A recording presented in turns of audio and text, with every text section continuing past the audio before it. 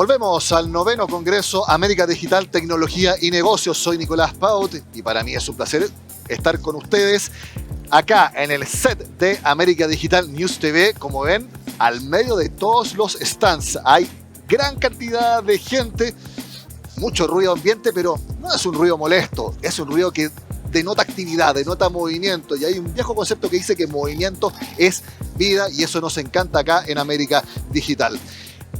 En los últimos años, acá en el Congreso y en general en todo el ecosistema digital, hay un concepto muy importante: Zero Trust. ¿Qué significa? Que con el avance de los ataques informáticos de distintas maneras, hay que tener cero confianza, es decir, ser un desconfiado pero de manera positiva, resguardarse, siempre tomar las mejores prácticas para resguardar los datos y así, a través del eslabón más débil de la cadena, que somos nosotros los seres humanos, tratar de evitar filtración de información o filtraciones que permitan que un ciberataque entre dentro de los sistemas de la compañía donde operamos. Precisamente a esto se dedica Assertiva desde hace bastantes años y estoy acá junto a su fundador y CEO, me refiero a Ricardo Gadea, a quien le agradezco por estar con nosotros en América Digital News TV. Ricardo, un placer estar contigo. Un placer, muchas gracias, Nicolás. A ver, yo hice la introducción de Zero Trust como un concepto que, para quienes hemos estado en el último tiempo en este rubro, es prácticamente un deber saberlo, y te quiero preguntar si es así. Los clientes con los que ustedes operan, Zero Trust es algo que ya tienen incorporado. Bueno, el concepto de Zero Trust, que lo aplicamos a diario, de alguna forma para nosotros es como un paradigma, como una estrategia, ¿no? La verdad que el concepto en sí tiene mucho de marketing también.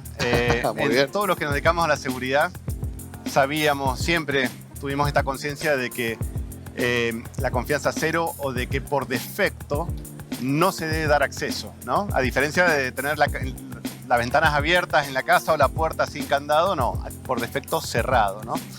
Entonces Zero Trust viene a aplicar algo que antes en la bibliografía nosotros usábamos mucho el nombre de least privilege o los mínimos privilegios. Que esto suena como una vuelta de tuerca más a decir menos que el mínimo, o sea, cero, ¿no? Pero bueno, sí, es un concepto que efectivamente buscan los clientes desde el punto de vista de que nadie debería tener acceso salvo que lo requiera o y esté justificado, ¿no? Cuéntanos un poco lo que ustedes hacen en Assertiva, desde qué año están funcionando y específicamente cuáles son los servicios que ofrecen dentro del concepto Zero Trust, pero obviamente hay muchas verticales ahí. Bien.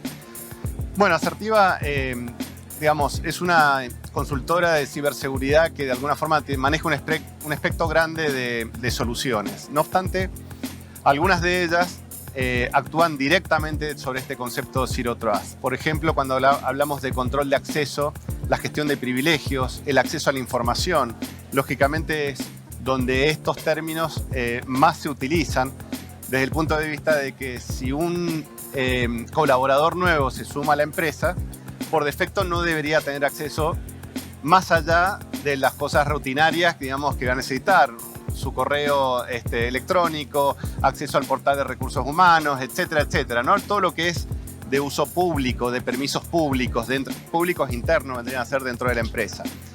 Ahora, nosotros trabajamos mucho con esto de los permisos, los roles de acceso, y el concepto, como bien aplicado, como decíamos recién, es que por defecto nadie tenga acceso salvo que lo necesite, ¿no? Estos privilegios que necesita el usuario, ¿con qué vienen dados? Bueno, en parte por su contexto dentro de la organización. ¿Qué cargo ocupa? ¿En qué área se desempeña? ¿En qué gerencia? Y en base, eso le va definiendo su perfil. Es el contexto lo que da acceso a la información.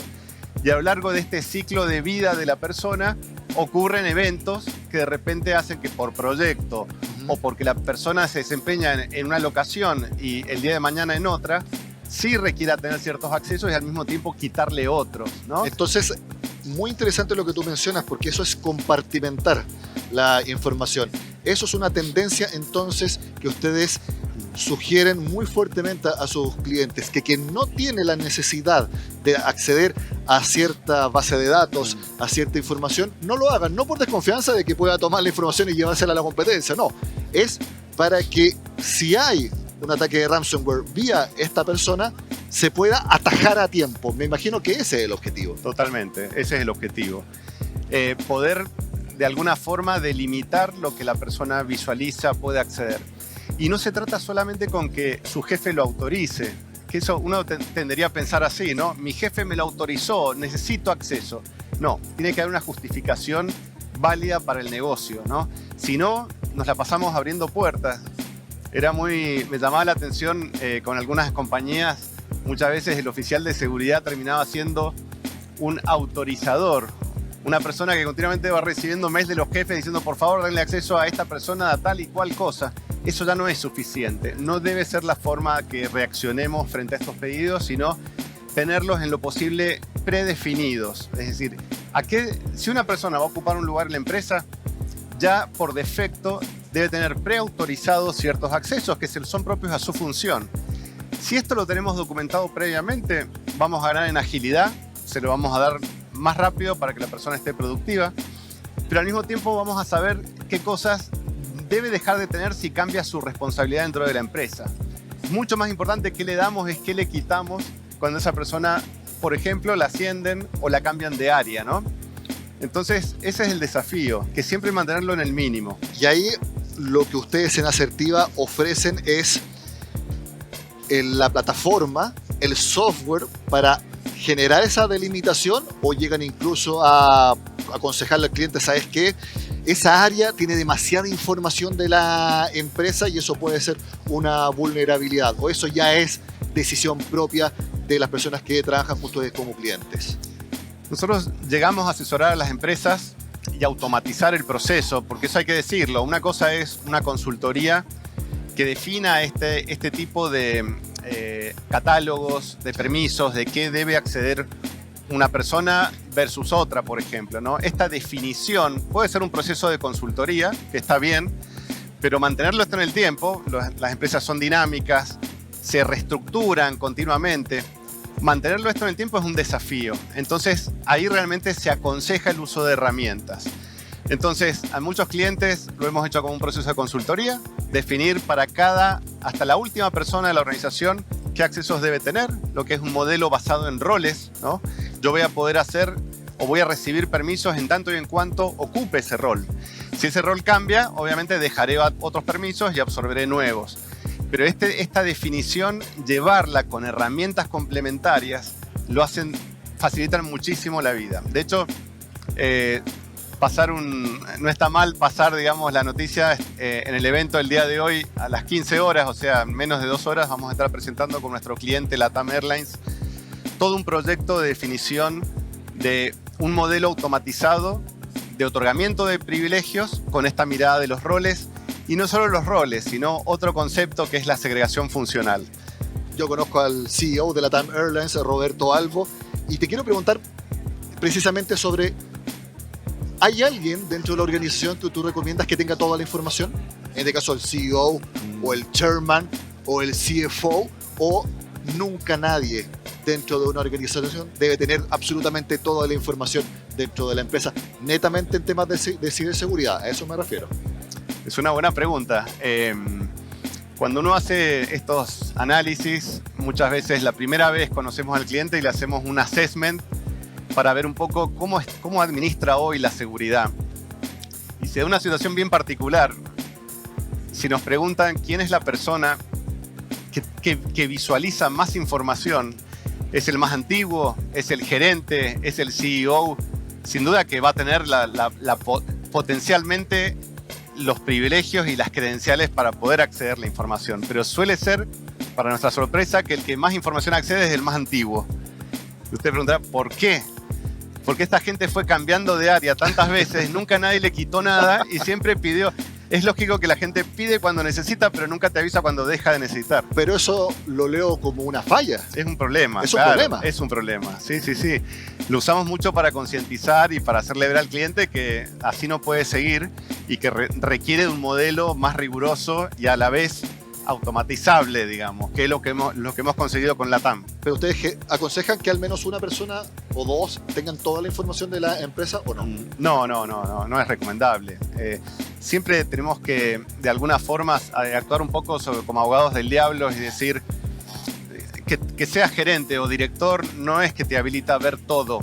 Obviamente tiene las atribuciones para poder ver todo si lo quisiera, pero hay un tema básico de seguridad. Lo ataca un ransomware, como mencionábamos, y esto realmente es desastroso, ¿no? Entonces uno no debería querer tener acceso a todo, porque el nivel de exposición, la superficie de ataque, como solemos llamar, aumenta mientras más permisos tenga esa persona. En la medida que lo necesite, y si no, siempre ante una emergencia le podemos dar el acceso, ¿no? Pero que sea la excepción, no la regla. Ricardo, compartimentación. Lo acabamos de desarrollar bastante en profundidad. Tenemos tiempo para quizás uno o dos programas, servicios que estén siendo ahora los que más ofrecen ustedes, los más estandarizados, los más efectivos. ¿Cuáles son los que ustedes están entregando a sus clientes? Bueno, esta mirada de los roles, que es un poco manejar los privilegios de la gente frente a la información, frente a los sistemas, nosotros hacemos un paralelismo con otro servicio que es otro ámbito, que es la seguridad de los datos, ¿no? Ya. ¿Cómo almaceno esos datos de una forma segura? Porque una cosa es, estamos en las dos caras de la misma moneda, el dato es accedido, pero una cosa es cómo controlo quién los puede acceder y otra cosa es ese dato, cómo se resguarda, ¿está encriptado, no está encriptado? Lógicamente, data center cerrado, en la nube. Totalmente. Eso que hoy está teniendo, especialmente en Chile, una relevancia muy particular cuando hablamos de, por ejemplo, privacidad de datos. Y el proyecto de ley de protección de datos personales que está en el Congreso y que está a punto de salir a la luz, un proyecto que va a traer una serie de obligaciones y exigencias para las empresas que manejen datos personales. ¿Y por qué esto es relevante?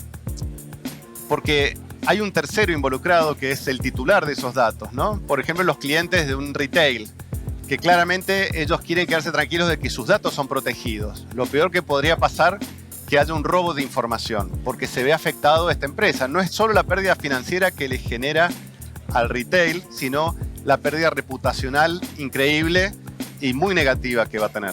Te pongo un ejemplo, Ricardo. Sí. Para acceder a créditos, a nosotros en Chile nos piden liquidaciones de sueldo. Ahí la empresa que pide la información sabe cuánto yo gano al mes. Y eso tiene que estar resguardado. ¿Cómo ustedes aconsejarían a una empresa para que de manera efectiva resguarde esos datos, que sea lo menos susceptible a ataques externos? Bueno, la seguridad, digamos, uno de los principios de la seguridad es la seguridad por capas, ¿no? Las líneas de defensa. El dato es como el último nivel de defensa. Es la joya de la corona. Generalmente un atacante no te quiere hackear solamente por jactarse, hackea a la empresa tal. Quiere robar la información. Esa información, como yo la proteja, realmente va a ser la última línea de defensa. ¿Y qué me salva en esos casos? Supongamos que todos los controles previos, ¿no? Yo puedo tener, no sé, una aplicación robusta, difícil de comprometer. Puedo tener distintos canales o validaciones que tenga ese usuario en el acceso a los datos. Esto lo puedo de alguna forma hacer cada vez con más vallas de seguridad. Pero una vez que tengo el dato, ¿qué es lo mejor que me podría pasar? Aunque suene algo irreal, que el dato no esté. Bueno, esto se puede lograr, que el dato esté anonimizado. ¿Qué significa? Que no haga referencia a la persona que es la dueña de esos datos. Posiblemente tu recibo de sueldo, sin el nombre del titular, de quién es la persona que dueña de esa liquidación, si no está ese nombre, el dato ya casi no sirve, ¿no? ¿Y cómo se logra ese registro? ¿Es prácticamente como un seudónimo que tienen que aplicar? Pero me imagino que tiene que ver con tecnología de encriptación. Sí, es una forma de encriptación que no es la clásica encriptación basada en llave, que yo encripto y que quede algo ilegible. Muchas veces hay algo más inteligente que es, no importa que no sea ilegible, sino que no haga referencia a esa persona. Entonces anonimizo, tokenizo la data de una forma que después la pueda recuperar, porque en alguna parte de mi proceso voy a necesitar saber quién es esta persona. Pero la potencia de esto, la importancia radica en que si alguien se lleva la base de datos completa, no le sirve para nada. Hemos hecho proyectos bien interesantes, no solo para datos privados, sino también para datos de tarjeta de crédito. Como ustedes saben, básicamente en el mercado negro se transacciona con datos de tarjeta porque las mafias buscan clonar esta información y realizar compras fraudulentas, ¿no? Si yo esta información también la saco de plano, los datos de tarjeta se pueden tokenizar y es donde se logra. Estos niveles de seguridad los hemos conseguido en más de una empresa en Chile y los beneficios han sido muy buenos. Entre otras cosas, les ha permitido certificar normas muy rigurosas como la PCI DSS, ¿no? Mi última pregunta, porque se nos acaba el tiempo. Dale. Ricardo, ha pasado volando la conversación porque ha estado muy entretenida. Lo último que mencionaste, tarjetas de crédito, información financiera. Me imagino que ese es el segmento, pueden estar obviamente cubriendo mucho más, pero ese segmento que ahora le ocupa más tiempo, que están obteniendo más clientes, le están demandando más servicios el sector financiero para la protección de datos, como por ejemplo mencionaba sobre uso de tarjetas de crédito. Bueno, tradicionalmente sí. Yo creo que Asertiva penetró. Asertiva tiene 17 años de antigüedad.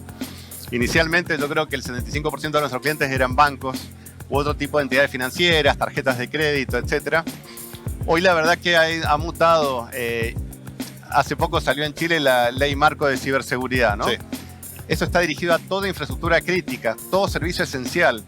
Hoy esto significa que estamos teniendo muchísimas consultas del sector salud, del sector eléctrico, transporte. Todas las empresas ahora tienen que cuidar la información con niveles análogos a los que tradicionalmente un banco típicamente lograba, ¿no? Entonces, no, las consultas, el sector salud, imagínense en lo que respecta a privacidad, la relevancia que tiene. Ya no es datos clásicos de una persona, de su root, sino su historia clínica. Esto es un dato altamente sensible y bueno, y por eso, digamos, tienen que protegerse tanto o más que una empresa del sector financiero. Muy interesante la conversación que hemos tenido hoy con Ricardo Gadea, el CEO de Asertiva. Bueno, nuevamente, el concepto Zero Trust es transversal a la industria y también acá, al 9º Congreso América Digital, Tecnología y Negocios. Ricardo, que esté muy bien. Muchas gracias, un placer. Y nosotros en cualquier momento volvemos con otra interesante conversación.